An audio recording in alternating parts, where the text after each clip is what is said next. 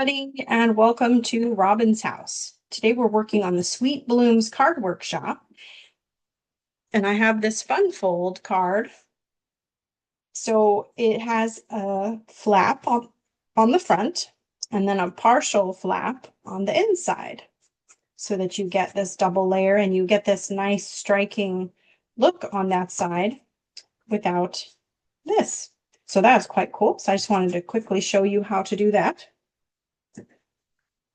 So you need to get your trimmer and you have a standard card base, but on one of these sides, we need to cut off.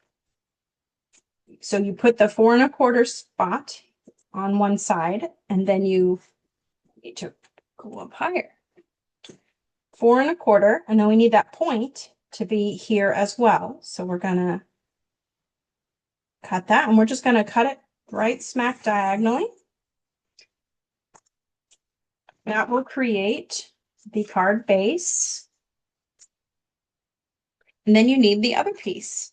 So the other piece is 3 1/4 by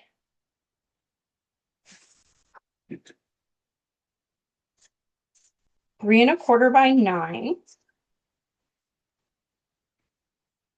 which is really 3 1/4 by 4 1/2.